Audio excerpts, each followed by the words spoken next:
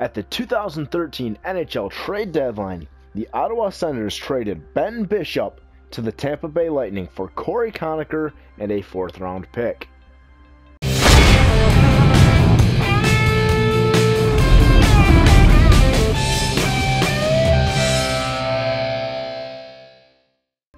Now that's right, we're doing a scenario in which Ottawa never trades Ben Bishop to Tampa Bay.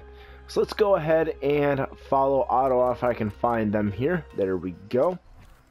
And let's get this started off. I'm going to go into the settings here and, yeah, Superstar, Hardcore, you guys know how it goes. 20 minutes there. Injuries need to be off, and I can't even find them. Injuries off, there we go.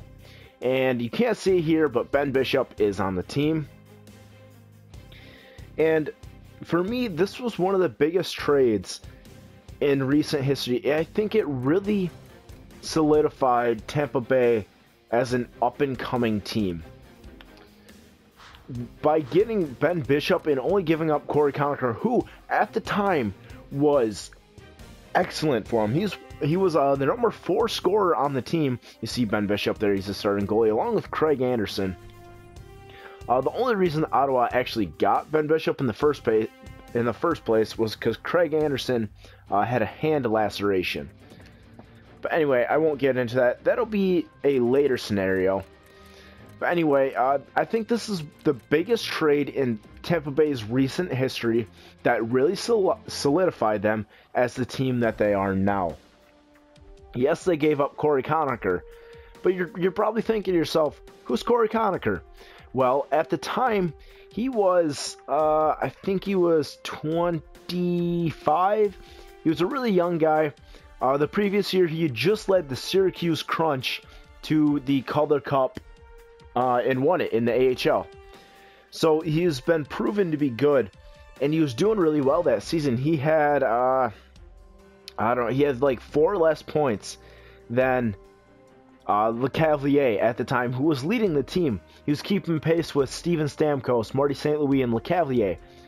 And he was on like the 2nd or 3rd line. He was doing excellent. The fans absolutely loved him. But Steve Yzerman, and boy do I love me some Steve Yzerman. Not a Lightning fan, but just a fan of the Detroit Red Wings. I can appreciate everything that he's done for the city of Detroit. He brought us back from being called the Dead Wings. But anyway, he is an absolute mastermind as a GM, and he's proved that time and time again. And I think he'll do it too.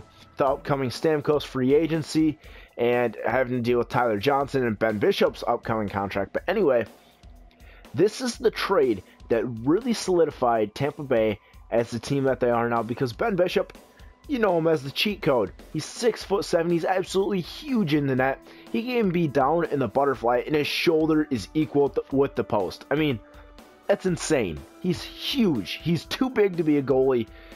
And if you're a Lightning fan, you have to absolutely love it. Now, unfortunately, tonight, he did leave the game on a stretcher as the Penguins won 3-1.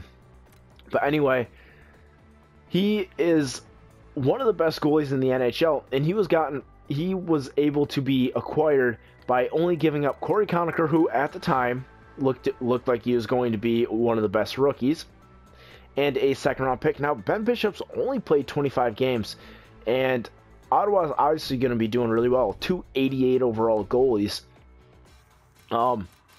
He's actually having a very good year. He's not going to be getting the playing time that he honestly should, but yeah, I mean, you can't really say too much else about that, because they do have Craig Anderson, who is a very good goalie.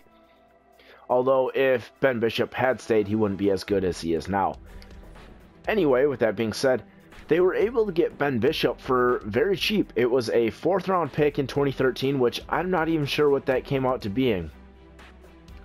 And Corey Conacher, who now is playing in the DEL, which you guys don't even know what that is. It's the German Elite League. It's hockey in Europe. And yeah, he's doing fairly well over there, but he just couldn't find his place in the NHL. And for Tampa Bay to get rid of a guy like that, which they've actually had quite a bit of success with small guys. You see Marty St. Louis and now Tyler Johnson. Those guys are both 5'9" or shorter, having success in the NHL. I believe Corey Conacher was also like 5'9". If you've ever seen a little video of some guy trying on a helmet, it's way too big. That was Corey Conacher trying on John Scott's helmet after they all got sent to the box. Anyway, Tampa Bay absolutely stole Ben Bishop from Ottawa because Craig Anderson came back from injury, and they decided that Ben Bishop was the odd man out, which is a horrible mistake on their part because at one point in the Blues organization, he was the best AHL goaltender. He had a lot of problems. He actually did well with Ottawa when he was with them. So it really boggles my mind to understand that they were just willing to get rid of him for so cheap. And if Ben Bishop never would have left, I think it's very... Oh my goodness, we got the greatest first round matchup here. But if Ben Bishop hadn't have left Ottawa, it's very safe to say that Andrew Hammond wouldn't have had his explosion that he had last year, going on that hot stretch in the playoffs. But anyway, taking a look at the playoff matchups, yeah, Tampa Bay against Ottawa. I guess we can really see what would happen if Ottawa would have held on to Ben Bishop. If they win this series, I think it's a success for them. If Tampa Bay wins, then I think it doesn't matter. Tampa Bay's got a good enough team. But I like the matchups that we have in the East here. You got New York, Columbus, Washington, Montreal, Ottawa against Tampa Bay, and the Detroit, Pittsburgh. And in the West, you got Colorado against Chicago, Dallas against Winnipeg, San Jose against Anaheim for the Battle of California, and then you got Calgary against St. Louis. I really like these matchups. And taking a look at the points here, I don't really think Ottawa is that great of a team offensively. I mean, you got Mike Hoffman there. He's not bad. He's really growing into his own these past couple years. Erik Karlsson, a very, very good defenseman. I think he's a forward put on defense, but that's my opinion. He's probably going to win the Norris this year. Cal Turris is a very solid center. Bobby Ryan's a very solid right winger. Zibanejad is pretty good.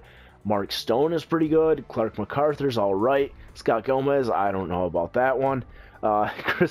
Yeah, but I'm not going to go through here and name every single one of their players, but still, I mean, they got a very solid team, although they're pretty ordinary, if that's the word I want to use for that.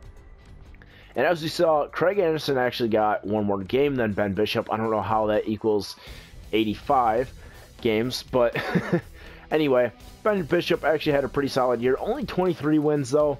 I think he's a much better goalie than Craig Anderson, but that's just because of his size. Anyway, here is the ultimate test to see if Ottawa made the right decision or not. Personally, in real life, in a real scenario, I think they made the wrong decision, and here they win in 6 games. So, Ottawa fans, you got to be crying that you traded Ben Bishop. I mean, he's one of the best goaltenders in the league right now. It's really a shame that you guys gave him up, because you guys could be looking at a dynasty if you had held on to him. I'm going to go ahead and stop the simulation here. They got into the Eastern Conference Finals, going up against Washington, and you lose in 5 games. But still, going to the Eastern Conference Finals this year when you didn't even make the playoffs in real life, I think that is a win. In Ottawa, you didn't get much out of this trade, let's be honest. They stole him from you. But Tampa Bay fans, you got to be happy that you have Ben Bishop. I know he went down with an injury tonight, but he's one of the best goalies in the NHL. You guys got to be glad that you have him. And I think this is a fairly good representation of what would happen if the Ottawa Senators had held on to Ben Bishop. Obviously, I don't think Tampa Bay would be that good. Just running with Vasilevsky, I don't think they'd be that good. But this is how NHL 16 shows it. And that'll be all for now then. So until next time, which next time I'll actually be looking at Ben Bishop if he was still on St. Louis. So stay tuned for that one. But anyway, that is all for now then. Until next time, I'll see ya.